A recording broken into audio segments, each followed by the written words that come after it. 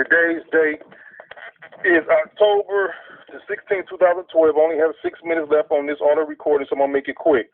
Today's time is 7:37 p.m. This is the third audio recording, 10/16/2012.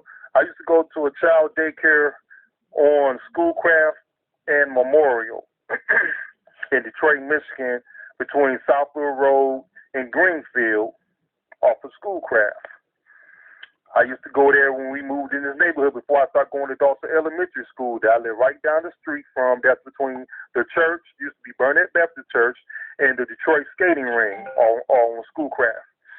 I live right down the street from Dawson Elementary School, and all the houses on my chimney side, except for one, are associates of the ghost people. And if you think the house is vacant, the ghost people live there with regular people, or they are lookalikes of the people that used to live there, or it's just my imagination.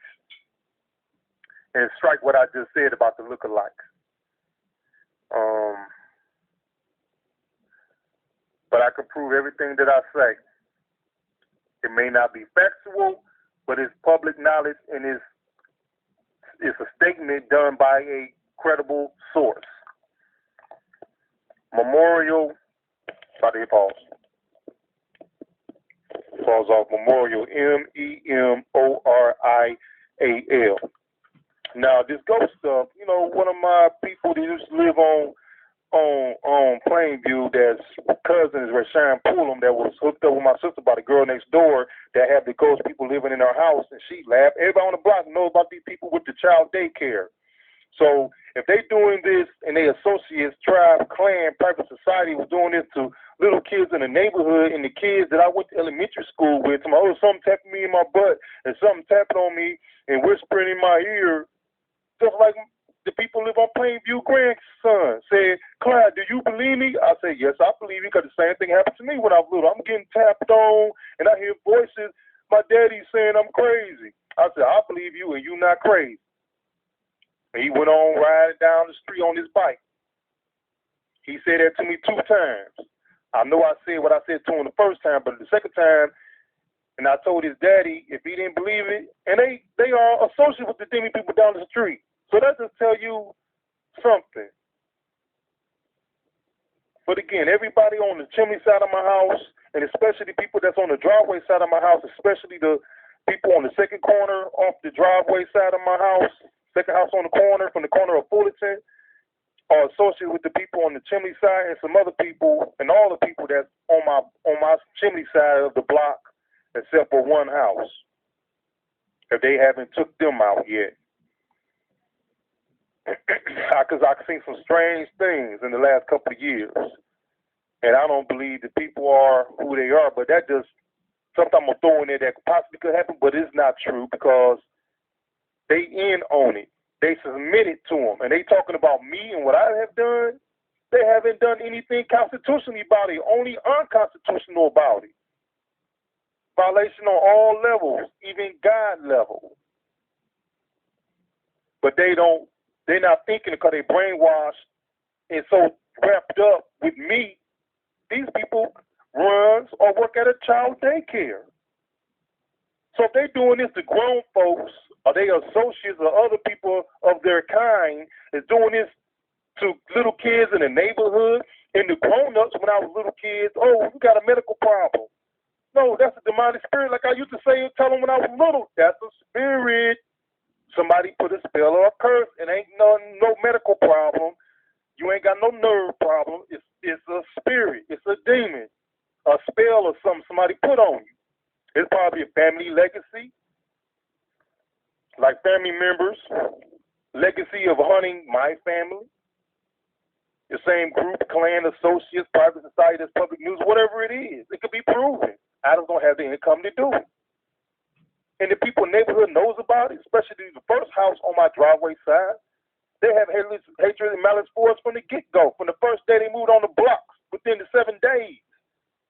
Have nothing nice to say, but they do nice gestures. But by their actions and behavior, they walk around like they don't know nothing, ain't nothing going on. They goody two-shoe neighbors, but they smile in your face. And the smile that they make, especially the misses, it's a smile of deceit and persona, like, because she used to work at the Dawson Elementary School, and she knows about the people. The person that she know probably never taught her nothing, but the associates that they know that do wickedness probably taught them a couple of things, and why she always asks for our family pictures. And I'm sitting there as a little kid, why my mama giving her auntie picture, grandpa picture? Why she giving them pictures? And why she over here asking for our family pictures? And everyone on the block that asked for pictures, the private site is public news, that when I was a little kid and Miss Tar Baby next door to let the ghost people live in her house, thinking something good. It was a private society way before she was even born. While her mama was a trolloping around the neighborhood, it was going on. But they laughing about what's going on with me and my family.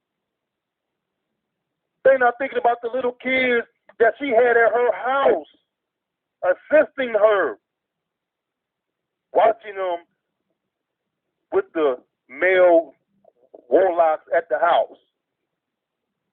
Over there, like ain't nobody over there but me. I've seen them over there hiding, and when they finally stepped out, let somebody see them, I already knew they was in there. I was telling my mom, man, she got a nigga in the house. There's a couple of them.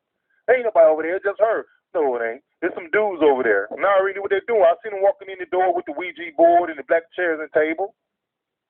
I see the silhouettes of the ghosts walking through people's houses in the neighborhood since I've been a little kid.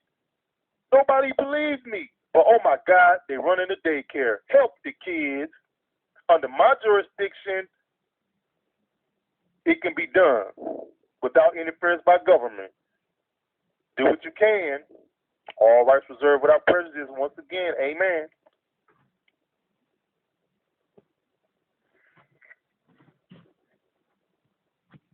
Dang, I made a big old mistake without explaining what I was saying on this audio recording. Now this is an insert.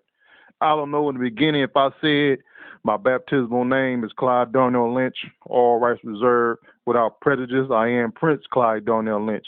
Equality and fairness by contract is paramount, mandatory by law. Amen. I don't know if I said it at the beginning, but if I didn't, I'm saying it again. And if I did say it and I'm saying it again, it don't void nothing. This is an insert. Today's date and time is February the 7th, 2014, 2:49 p.m. Now, that child daycare that's on the corner of Memorial and Schoolcraft are not the ones I'm talking about.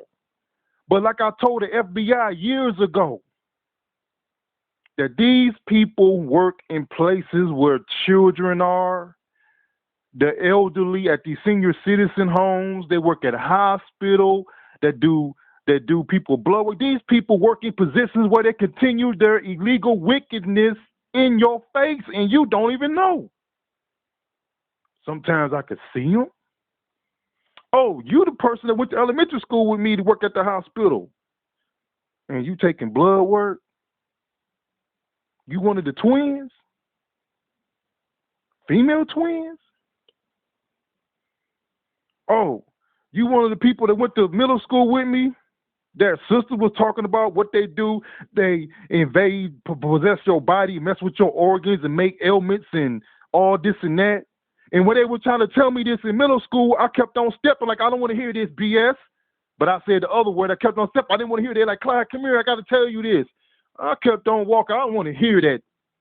Cause I already been dealing with this shit since I've been a little kid before elementary school. I don't want to hear this shit. Nobody believes you. Put you on medication. But even though they wrote me a medication, I never took the shit. And when I went to the people to tell them to get somebody to back me up other than the crooked ass police and governmental agencies that put you in the mental facilities to make a profit to suppress your constitutional with merit complaint.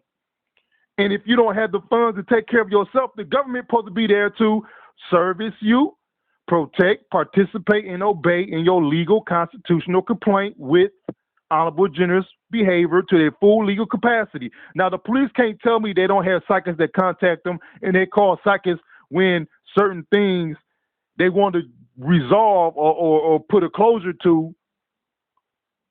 Now, some cities and counties deal with it more than others because I call some of the counties and they tell me we can't divulge, we can't give you any information about that.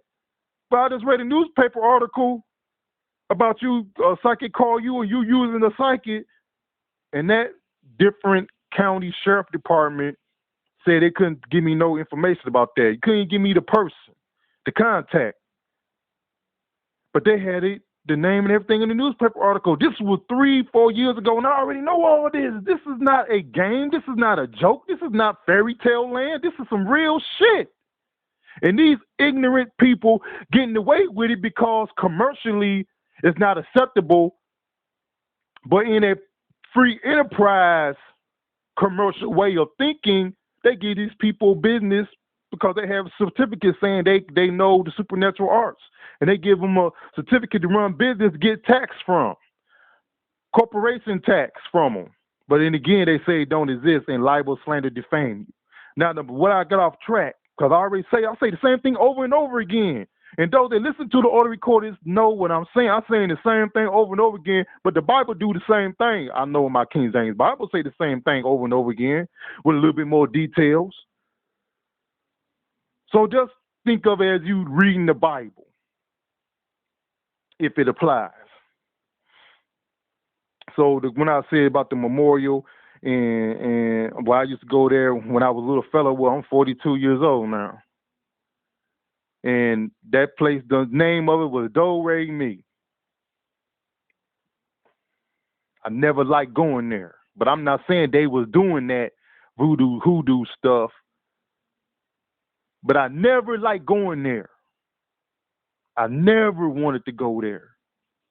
But my parents told me I had to go so you can be able to interact with kids when you go to elementary school, kindergarten. Hell, I had, 2 brothers and 2 older brothers and 2 little sisters, a whole bunch of assholes in the neighborhood.